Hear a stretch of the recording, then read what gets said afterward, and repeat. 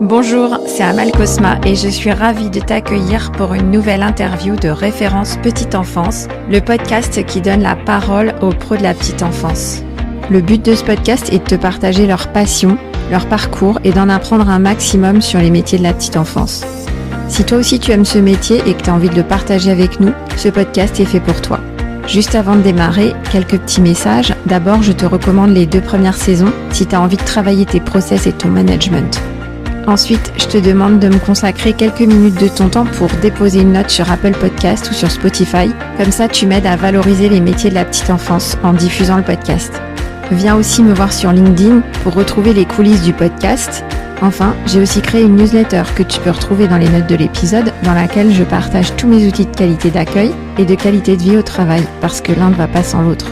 Allez, je ne t'embête pas plus et je laisse place à l'interview de mon invité du jour. Bonjour à tous et bienvenue sur le podcast Référence Petite Enfance. Aujourd'hui, on va parler d'un sujet qui est très important dans les crèches. On va parler de lecture, faire la lecture au bébé et pas avec n'importe qui, avec une spécialiste. Elle est auteure, illustratrice, mais aussi formatrice en crèche et vous la connaissez sûrement. Bonjour Jeanne HB. Bonjour, je suis heureuse d'être là aujourd'hui avec vous. Et on est hyper heureux de parler avec vous, Jeanne. Alors Jeanne, on a tous le réflexe du livre dans les crèches quand on pense à l'enfance, en tant que parent ou en tant que pro d'ailleurs. Mais notre rapport au livre a changé. Aujourd'hui, les adultes sont peut-être moins à l'aise avec cet objet. Alors, on a des livres dans les crèches, mais qu'est-ce qu'on en fait? Quel livre on a? Donc, vous allez nous donner des astuces pour bien utiliser cet outil qui a 1000 ressources. C'est quoi pour vous lire au bébé, lire dans la petite enfance? Alors d'abord, je pense qu'on n'est pas moins à l'aise qu'avant. Ce qui se passe, c'est qu'il y a beaucoup de livres pour les tout petits, beaucoup plus que ce qu'il y en avait il y a une vingtaine d'années, et que on continue à se demander quoi faire avec ça, avec un tout petit enfant. Et la question, elle a toujours été là. Avec un bébé, il ne parle pas encore. On se dit à quoi ça sert, et qu'est-ce qu'il comprend, qu'est-ce que je raconte, est-ce que je lis le livre comme il est écrit, est-ce que je change les mots difficiles pour les remplacer par d'autres. Il y a une multitude de questions qui se posent à nous. Et puis, il y a le comportement du bébé. Et quand je dis bébé, je dis le tout petit, en fait, qui grandit parce qu'ils grandissent vite, ils évoluent vite. Mais dès qu'ils sont au monde, ils ont leurs petites oreilles et leurs petits yeux tout ouverts. Et on peut déjà montrer et faire entendre, en tournant les pages d'un album, ce qu'il y a dans un livre à un tout petit enfant. Mais on va devoir surmonter des obstacles, dont le premier, c'est sa façon de nous écouter. Parce qu'on dit maintenant, je pense que ça devient quelque chose que on a presque tous entendu, les livres, c'est bon pour les bébés. Et moi, je dis souvent qu'on oublie le mot bébé dans les livres, c'est bon pour les bébés. Et qu'on a tendance à attendre d'un bébé qui se comporte comme un enfant déjà en âge presque d'école, en fait, qui des livres dit on va apprendre quelque chose et on attend du bébé qu'il nous écoute, de préférence avec les yeux arrondis et la bouche en cœur du début jusqu'à la fin du livre, ce qui est rarement le cas parce que c'est un tout petit. Vous savez, un bébé, ça bouge. Et moi, je le dis souvent comme ça, un bébé qui bouge pas dans tous les domaines de la vie, c'est un bébé qui nous inquiète, sauf quand on leur lit des livres. Alors qu'en fait, on sait que c'est normal. Non seulement c'est normal, mais c'est comme ça qu'un enfant grandit. Dès la naissance, on le voit. Le bébé inscrit ses émotions dans le mouvement.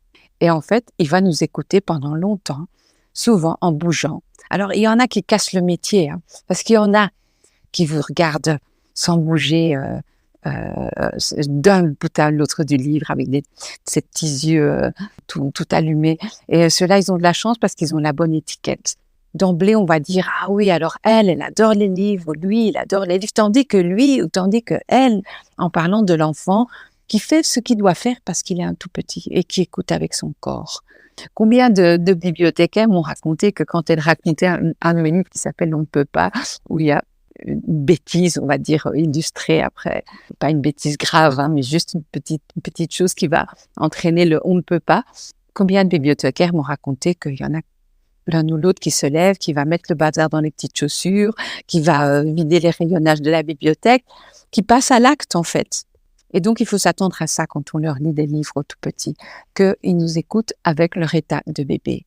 Et ça c'est difficile, parce que nous adultes, on est mis à mal par ça. On est là, on commence le livre, il se lève après la 2e page. Qu'est-ce que je fais? Qu'est-ce que je fais? Je garde mes yeux, mes oreilles, ma sensibilité d'adulte à ce bébé ouvert et je continue la lecture. Il peut y avoir un moment où c'est pas le moment, où l'enfant se lève parce qu'il n'a pas envie d'écouter, parce qu'il a envie d'autre chose. Mais bien souvent, on a observé des enfants qui ne se sont même jamais approchés d'un livre et qui vont jouer à un autre jeu dans un autre coin de la pièce. Mais si vous changez un mot du livre, vous le voyez suspendre son geste ou montrer qu'en fait, il le connaît par cœur et qu'il l'a quand même écouté. Oui, c'est vrai qu'il y a vraiment cette notion de répétition aussi dans la lecture au bébé. On voit que le bébé, parfois, il apprend le livre par cœur à force de l'écouter. Et ce qu'il aime aussi, c'est cette répétition, de retrouver les mêmes mots. Et il y a même des enfants qui ensuite, quand ils ont acquis le langage, vont lire le livre. Enfin, ils le lisent pas, mais en fait, ils le récitent. Oui, ils se le racontent entre eux parfois. Et puis, ils vous rappellent à l'ordre quand ils sont plus grands. C'est pas ça qui est écrit. Lis.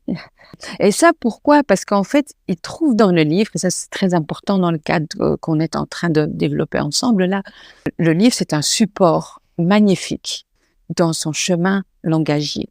Parce que le monde va vite, la parole dont il est entouré, les mots dont ils sont entourés, cette galaxie de mots qu'il va s'approprier avec beaucoup de compétences, le tout petit. Il va apprendre à parler en quelques années la langue de son espèce. Mais avec le livre, tout d'un coup, il peut y avoir quelque chose de stable. Il y a des images et des mots qui reviennent et il y a donc des choses parfaitement stables dans l'existence. L'enfant fait cette expérience-là avec le livre et c'est ça qu'il vient chercher, en fait, avec ce fameux « encore ». Ouais, c'est intéressant ce que vous dites. C'est vraiment une question de fiabilité, de repère, et ça fait partie de ces objets qu'on va retrouver. Nous, les adultes, on a envie de changer de livre à chaque lecture, mais les enfants, ils aiment bien aussi qu'on leur relise les mêmes livres. Exactement. Alors, si moi, adulte, je suis pas très à l'aise avec la lecture, ou par exemple, si je suis pas d'origine française, donc je suis pas très à l'aise avec la langue, qu'est-ce que vous me recommandez? Mais en fait, moi, je travaille depuis 4 ans à une petite collection d'imagiers sans texte, précisément pour répondre à cette réalité-là de notre monde d'aujourd'hui, qui se multiculturalise, de plus en plus d'enfants, une langue différente à la maison que celle qu'il va apprendre à la crèche ou à l'école après, le français en l'occurrence chez nous. Et c'est une richesse en fait, c'est une richesse cognitive. On le sait maintenant. On peut, avec des livres sans texte comme je les propose là, permettre à l'enfant d'entendre une langue, une autre, autour d'une image dont il va nous faire parler. Donc moi, tout mon travail dans ces livres-là, c'est de proposer sur la page de gauche un objet. Il n'y a pas de mots, parce qu'on peut le dire dans la langue de son choix. Et puis à droite, une petite scénette qui forme une petite narration. Moi, ce que je cherche, c'est, à travers les images que je propose, d'inciter le petit à nous montrer du doigt ce qui l'intéresse, comme il le fait. Les débuts du langage, ils sont silencieux. L'enfant montre du doigt et on répond. Et ce qu'on appelle le pointage, c'est fondamental. C'est comme ça que l'enfant alimente sa base de données. Et il faut répondre à ce pointage, même si l'enfant ne prononce pas encore de mots, parce qu'il engrange. Il engrange des informations. Et il y a des enfants qui vont se mettre à parler vite et d'autres qui vont engranger pendant longtemps. Mais ils pointent du doigt. De cette façon, ils nous disent « parle-moi de ce qui m'intéresse ».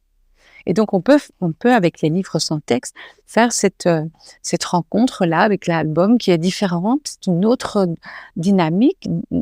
On va tricoter ensemble, à partir de ce que l'enfant nous montre du doigt, une histoire qui va répondre à ce que l'enfant a envie qu'on lui raconte. Donc, on peut se donner cette liberté-là. On peut d'ailleurs aussi se dire que, par exemple, si on ne lit pas les graphies du français, parce que on a notre alphabet, mais il y en a d'autres, on peut aussi très bien sûr, raconter ce qu'il y a sur l'image. Mais je pense que c'est important de dire, même à un petit enfant, quand il y a un texte et qu'on ne le lit pas, de lui dire, là, tu vois, il y a quelque chose d'écrit, mais c'est pas ça que je te raconte. Nous, on s'invente une histoire ensemble.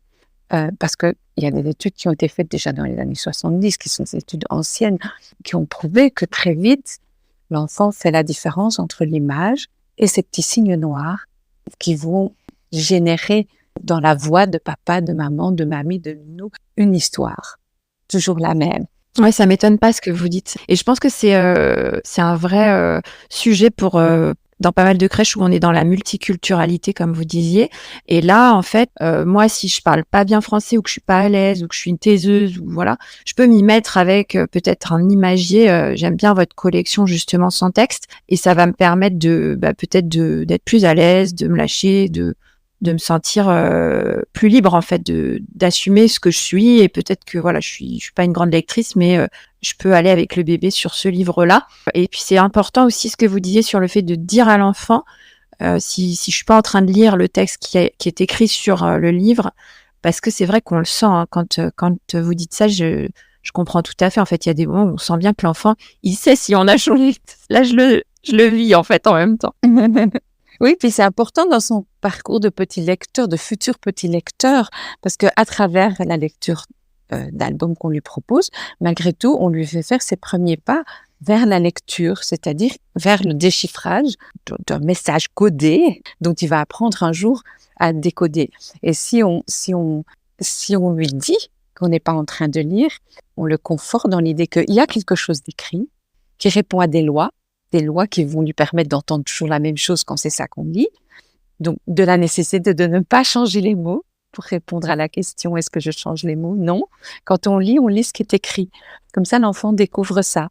En fait, on ne lit pas n'importe quoi. On lit ce qui est écrit et si tu me le demandes, tu vas voir, ce sera toujours la même chose. Quel réconfort. Mais on peut aussi raconter.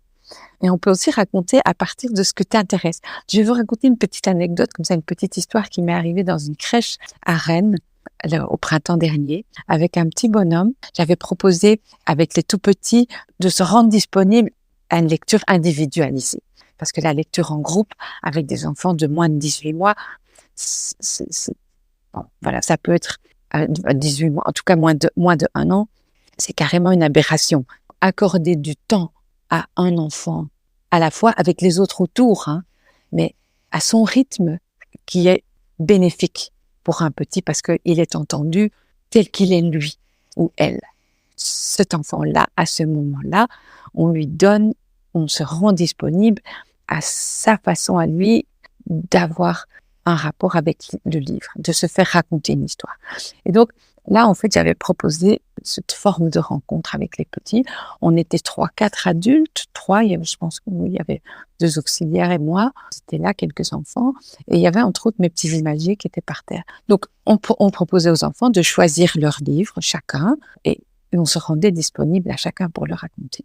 Et là, ils étaient quelques-uns autour d'un gros coussin. Et puis, je vois un petit bonhomme qui avait ouvert un des petits imagiers que j'ai fait, qui s'appelle Le Parc, à la 2e page. On voit un petit personnage loup qui se balance sur une balançoire et à côté, un bébé dans une petite balancelle poussée par sa maman qui a une tétine en bouche. Et il faisait « Étine, Étine, Étine !» Il montrait la tétine du bébé tout réjoui. Et donc, je m'approche de lui et je commente avec lui. Je dis « oui, le bébé, il a sa tétine, il est content, sa maman le pousse sur la balançoire. » Et à la page suivante, on voit Lou qui se balance ça s'appelle le parc, hein, donc c'est des objets du parc, il se balance sur un petit cheval. Et on revoit le même bébé, mais qui pleure dans le fond, assis sous les genoux de sa maman.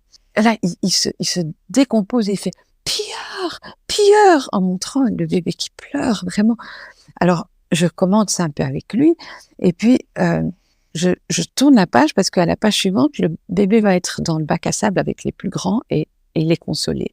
Donc je me dis, ça va être la suite de l'histoire, le bébé consolé. Je tourne la page. Son regard part tout à fait ailleurs parce que dans le fond de l'image, il y a un tout petit ballon de foot, 2 enfants qui jouent au football. Et il montre le ballon avec son petit doigt et fait « Baillon, baillon !» La tétine, le bébé qui pleure, oublié. Donc, on tourne la page, il y a de nouveau le ballon à la page suivante. Et puis, donc, on commente ça ensemble. Ah oui, il joue au ballon, il joue au ballon. Je tourne la page, on voit Lou qui s'est fait un bobo, le papa qui lui met un sparadrap. J'allais lui commenter cette histoire. Et puis, en fait, il me pointe dans le fond de l'image. Alors, moi, j'ai dessiné ça, mais aucune garantie que personne va le voir. Donc ça m'a complètement fascinée parce que il me pointe la minuscule petite tétine que j'ai dessinée en dessous de la balançoire, mais cette fois-ci c'est dans le fond de l'image, comme si un bébé avait perdu sa tétine et l'a montré du doigt parce qu'il y a un petit bébé dans la balançoire. Et là, extatique, il fait « Étine, Étine !» Tout content d'avoir retrouvé cette tétine qui est un tout petit élément sur l'image. Et on a arrêté le livre là parce que pour lui, l'histoire était terminée en fait. Et moi, je pensais qu'il avait abandonné cette histoire de tétine pour aller vers le ballon. Mais en fait, non. Ce petit bonhomme-là, en fait, il avait un petit bonhomme de 17 mois, on m'a dit après, il s'était raconté son histoire. Et bien sûr, il avait été distrait par le ballon. Mais quand il a revu la tétine, il a repris le cours de ce que l'histoire avait comme sens pour lui. Il n'est raconté nulle part, que lui m'a raconté, avec 3 mots, Étine, Pierre et Bayon. Ça peut être ça, en fait, raconter un livre avec un petit. Le laisser nous guider avec les premiers mots qui sont même pas encore prononcés correctement, mais qui suffisent pour qu'on puisse être en communication avec lui. C'est ça le langage.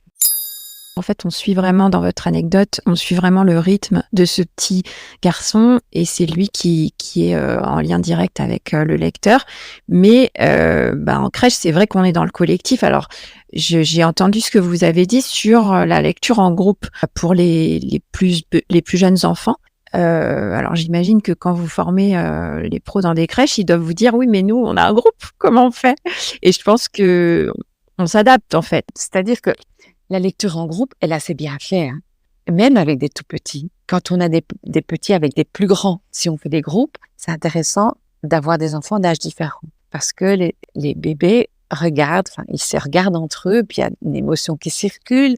Il suffit qu'il y en ait un qui éclate de rire, et parfois c'est un petit qui fait rire les grands, et l'inverse. On n'a pas parlé de votre parcours, mais vous êtes aussi orthophoniste.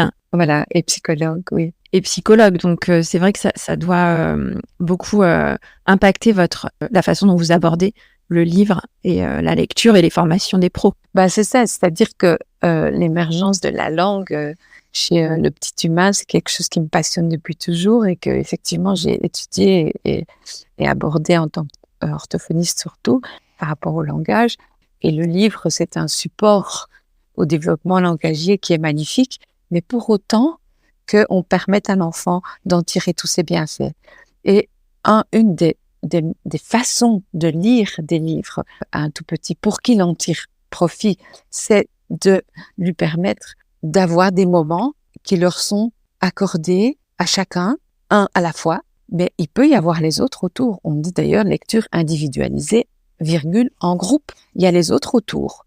La différence, c'est que au lieu de mettre le livre devant soi comme ça, avec les 2 mains qui tiennent le livre face au groupe, on va prendre le petit sur les genoux, ouvrir le livre face à nous, comme si on était en famille en fait, et vous seriez très étonnés de voir que les autres autour, ça ne les dérange pas, et que très vite, ils vont comprendre le principe de cette lecture individualisée en groupe, c'est-à-dire chacun son tour. Et on va instaurer ce petit rituel-là dans la crèche, de prendre alors des plus petits groupes. Il faut 5, 6, maximum 7 enfants. Au-delà, ils ne peuvent plus s'agglutiner autour du livre. On a dû vous demander dans vos formations, je suis sûre, je mets ma main au feu qu'on vous a demandé, qu'on vous a parlé des livres déchirés dans les crèches. Donc comment on utilise l'objet ? Alors évidemment, c'est la question incontournable. L'expérience montre que quand des petits enfants sont en présence de livres et d'adultes qui les leur racontent, les pages déchirées, ça arrive, mais c'est accidentel. Genre un livre ouvert, un enfant qui dérape avec son petit pied dessus, la page se déchire. Si un autre enfant plus téméraire se mettait à vouloir entamer une expérience de psychomotricité fine et de déchirer la page pour en faire l'expérience, on est là et on arrête son geste. On lui communique ce message, toujours le même, de façon nette et compréhensible par un petit. On arrête son geste, on dit non, le livre, tu ne peux pas le déchirer. Si tu le déchires, je ne peux plus te le raconter. Et on le lui prend des mains. Donc l'enfant apprend de notre bouche, avec ce geste, cette parole toujours bienveillante. toujours bienveillante. On se met pas à crier. Ah, attention, si tu déchires le livre. Non, on reste bienveillant pour que toutes les expériences vécues autour de la lecture restent toujours quelque chose qui se passe dans la bienveillance. Mais on arrête, pour que ce soit clair, on arrête le geste. On enlève le livre à l'enfant et on lui dit, le livre, tu ne peux pas le déchirer. Si tu le déchires, je ne peux plus te le raconter. Et on le prend. Et si on peut, on prend l'enfant sur les bras et on le lui raconte. Et si on ne peut pas le faire à ce moment-là, on lui dit, je me souviens que ce livre-là, tu aimerais que je te le raconte. Je le mets là en haut de l'armoire et je te le raconterai. Et on essaye de ne pas l'oublier pour être cohérent. Voilà. Donc, en fait, c'est une expérience qu'on fait avec l'enfant. L'objet, le livre, on l'utilise avec l'enfant. Est-ce qu'on met des livres à la libre disposition des enfants dans la salle? Alors, je pense que, évidemment, la question se pose. Alors, il y a des livres qui ne se déchirent pas ou qui sont moins fragiles que d'autres. Il y en a foison. Il y a les cartonnés en grande quantité. Donc, ces livres-là, on peut les laisser à disposition, mais ils n'ont un véritable intérêt que si il y a eu avant ou s'il y aura après un moment où vraiment on va partager avec l'enfant ce qu'il y a dans ce livre-là. C'est comme ça qu'il va découvrir que c'est pas une brique de Lego, que cet objet-là a ceci de particulier, que sa lecture va lui permettre de découvrir un monde fabuleux de mots, d'images, d'échanges. Mais il faut l'adulte.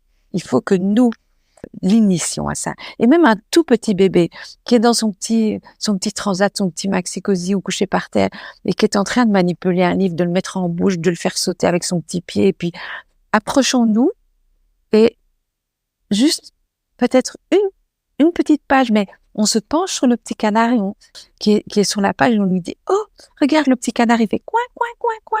Ou s'il y a un texte, un petit texte, on lit juste cette page-là. Et c'est ainsi seulement que l'enfant va découvrir ce que c'est qu'un livre. On voit très bien, ceux qui vivent en crèche en témoignent, les enfants qui vivent dans des milieux lecteurs connaissent mieux les particularités de cet objet-là que ceux qui n'ont pas cette chance. Par exemple, le feuilletage. Vous avez des enfants de 15-16 mois qui, avec une précision, vont exercer ce geste-là de tourner les pages les unes après les autres parce qu'ils ont vu faire. Mais l'enfant qui n'a pas vu faire ça, il sait juste pas que c'est ça qu'on fait avec un livre. Donc, oui, laisser les livres à disposition, des livres qui ne se déchirent pas parce que sinon on stresse, c'est pas possible, mais en prévoyant des moments où on va les leur raconter. Et ils aiment beaucoup relire après, retrouver un livre qu'on leur a raconté. Parfois, ils se le racontent entre eux aussi, quand ils sont un peu plus grands. Il y a des scènes adorables comme ça où les enfants, même tout petits, des enfants de 1 an et demi, 2 ans, qui connaissent déjà quand le texte est simple, qui le connaissent et qui le racontent aux copains. Alors, on a l'impression qu'ils lisent tellement ils sont proches du texte qu'ils ont mémorisé.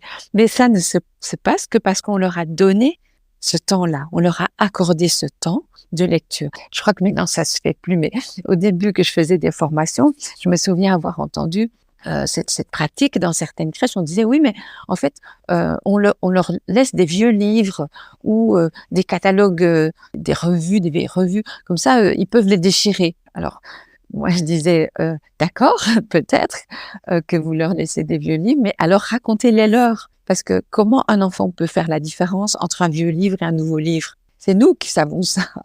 Et si on lui laisse déchirer les vieux livres et puis qu'on lui dit les nouveaux livres, tu peux pas les déchirer, on lui demande de faire un effort assez difficile, en fait. Donc, non, pas de vieux livres à déchirer, seulement des livres qui valent la peine d'être racontés. Les livres, c'est une véritable nourriture de langage, extrêmement précieuse, que tous les enfants aiment et avec laquelle on peut avoir une rencontre langagière toute simple. Il suffit d'ouvrir le livre et de le lire. C'est pas compliqué, ou de le raconter, comme on en a parlé tout à l'heure. C'est pas compliqué. C'est d'une richesse fabuleuse. Ouais, je suis d'accord avec vous. Le livre, c'est vraiment une ressource inépuisable. On peut l'utiliser avec des temps courts, des temps longs. Ça peut revenir plusieurs fois dans la journée. C'est vraiment une façon d'être avec l'enfant qui est très, très riche. Et dans cet épisode, vous nous avez donné plein plein d'astuces, et notamment la fausse bonne idée des livres à déchirer ou des magazines à déchirer. C'est quelque chose moi j'ai souvent entendu parler de ça depuis 2007 que je suis dans la petite enfance. Donc j'appelle ça un peu une fausse bonne idée. Si je résume cet épisode très riche, vous avez commencé par nous parler de l'écoute du bébé. Attention, un bébé, ça bouge. Un bébé, c'est pas parce qu'il bouge qu'il est pas en train d'écouter. Donc, c'est vraiment se mettre à la hauteur des compétences de la personne qui est avec nous. Ensuite, vous nous avez parlé aussi du formidable support que peut représenter le livre sur le chemin de l'acquisition du langage de l'enfant. Pourquoi ? Parce qu'un livre, c'est stable. C'est des images et des mots qui reviennent. Et ça, c'est vrai que cette fiabilité de l'objet du livre, c'est quelque chose de très réconfortant pour l'enfant, retrouver toujours les mêmes mots. Et ça répond à la question qu'on se pose souvent. Est-ce que je dois adapter les mots du livre si je les trouve trop compliqués, si je sais pas trop ce qu'ils veulent dire, ou si je me dis qu'ils sont pas de l'âge du bébé? Eh bien, non, vous nous dites on garde les mots parce que l'enfant, lui, il va reconnaître la répétition. Et ça va lui apporter de la réassurance dans cette forme de fiabilité et de stabilité. Ensuite, troisièmement, vous nous avez parlé des imagiers sans texte qui peuvent être un support aussi si on est moins à l'aise avec la langue, par exemple, ou qu'on est plus timide ou plus taiseux. Et on va partager en fait la richesse de la multiculturalité, permettre aussi à l'enfant de guider avec nous la façon dont on va aborder les images et qu'est-ce qu'on va verbaliser pour lui. Donc ça, c'est un très bel outil. En plus, vous avez une très belle collection d'imagiers que je recommande à tous nos auditeurs. Ensuite, je vous ai posé la question de la lecture en groupe. Ça, j'ai trouvé que c'était une réponse à laquelle on pense pas toujours. C'est que on peut en fait avoir une lecture individualisée, mais en groupe. Et ça, c'est top parce que vous prenez un enfant, c'est lui qui va peut-être choisir le livre, c'est lui qui va être sur vos genoux. Et ça veut pas dire qu'on exclut les autres enfants. Et en fait, ça va permettre, au lieu d'essayer de répondre au rythme de 10 enfants, on va plutôt se mettre dans le rythme d'un seul enfant et les autres vont en bénéficier tout autant. Donc ça, c'est une super astuce que vous donnez et c'est un cercle vertueux en fait. C'est vraiment l'individuel dans le collectif. Finalement, c'est vraiment ce qu'on recherche, nous, en crèche. Et enfin, pour conclure, on a parlé du livre déchiré qui est un peu le gros sujet des équipes de crèche qui se disent « Oh là là, mais je sais pas poser les règles et limites, les enfants déchirent les livres. Finalement, est-ce qu'il faut que je cache tous les livres ?» Et là, en effet, moi, ce que je retiens de ce que vous dites, c'est qu'un livre, c'est quelque chose qu'on présente. C'est quand même une expérience qu'on doit vivre avec l'enfant et c'est pas des briques de Lego. Donc, une fois que l'enfant connaît l'objet et une fois qu'il l'a déjà abordé avec nous, il peut se l'approprier, mais c'est vrai que mettre un bac de livres dans une section de bébé sans le présenter à l'enfant, ça n'a pas d'intérêt. Et j'ai bien retenu votre petite phrase, la phrase outil de Jeanne HB, c'est non, le livre, tu ne peux pas le déchirer. Si tu le déchires, je ne peux plus te le raconter. Donc j'arrête le geste. Et ce qui est super intéressant aussi, c'est de lui dire, mais je me souviens que tu veux lire ce livre et je te le lirai tout à l'heure. Et ça, c'est encore plus sympa, parce que l'enfant, du coup, il se projette dans autre chose que ce qu'il allait faire, c'est-à-dire déchirer le livre. Je voudrais moi aussi conclure en disant que à partir du moment où on est acquis à l'idée que c'est une richesse, c'est une nourriture d'une richesse exceptionnelle, la comparaison est à portée de main avec la nourriture qu'on met dans l'assiette de nos bébés. Aujourd'hui, on accorde beaucoup d'importance à ce qu'on met dans l'assiette de nos bébés. On essaye d'avoir une nourriture de qualité dans les crèches, etc.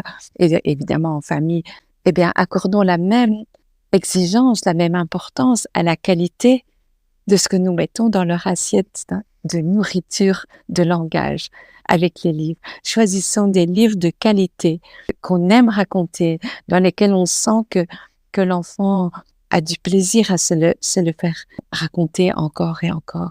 Et pour finir sur la lecture individualisée en groupe, je reprends cette comparaison avec la nourriture du corps. On ne songerait pas à les nourrir tous ensemble avec une seule cuillère. On s'adapte au bébé. Il y a ceux qui ont besoin qu'on la nourrisse vite, d'autres plus lentement. Il y en a qui crachent, il y en a qui bavent, il y en a qui aiment, il y en a qui aiment pas. Et on s'adapte. En crèche, on s'adapte, en famille aussi, on s'adapte à son enfant, à ses goûts, à sa façon de recevoir la nourriture. Eh bien, c'est la même chose avec le livre. Et permettre la lecture individualisée en groupe, qui inclut le tour de rôle, hein, c'est très important. Hein. Ça va être ton tour. Après, ça sera toi. Oui, je vois que tu veux le livre. Garde-le bien dans tes mains. Après, je te raconte ce livre-là. Et ils rentrent très vite dans cette attente possible parce qu'ils savent qu'ils vont être nourris. Ouais, le chacun son tour et le tour de rôle qui est vraiment une question centrale en crèche. C'est vraiment top. Et j'adore le parallèle que vous faites entre la nourriture du corps et la nourriture de l'esprit. Voilà, moi je voulais finir avec ça en tout cas. Non, c'est top. Merci vraiment d'avoir été avec nous dans cet épisode. Pour qu'on mette plus nos livres au fond d'un placard ou dans un bac tout déchiré. On a eu toutes vos bottes secrètes pour les pros qui veulent vraiment utiliser le livre, qui est un outil ultra utile et qui peut vraiment nous sortir de pas mal de situations, je pense, avec les enfants et avec beaucoup de plaisir en fait qu'on peut partager avec eux. C'était un épisode hyper pratique. Où est-ce qu'on peut vous retrouver si on veut retrouver vos livres déjà et puis vos formations, ou si on veut vous adresser un petit message pour vous remercier pour vos conseils? Il y a mon éditeur, je suis éditée à l'École des loisirs et n'importe quel message qui leur est adressé mais tout de suite communiqué. Donc, je mettrai le mail de l'École des loisirs où on peut vous écrire dans les notes de l'épisode. Je pense que vos livres, on peut les acheter sur tous les meilleurs sites et dans les meilleures librairies et on les adore dans les crèches. Donc, merci beaucoup pour votre travail. Merci à vous. Et si les auditeurs ont envie de faire appel à vous pour une formation, je mettrai un lien aussi pour trouver vos formations sur les notes de l'épisode. Merci. Jeanne, c'était un super moment. Moi, j'ai passé un super moment avec vous. J'espère que les auditeurs vont aimer autant que moi.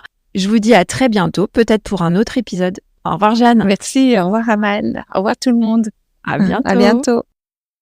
Merci d'avoir écouté cet épisode jusqu'au bout. J'espère qu'il t'a plu et que tu en ressors inspiré. Si c'est le cas, abonne-toi pour ne rater aucun épisode. Parle-en autour de toi et surtout laisse-moi une note 5 étoiles et un avis sur Apple Podcast.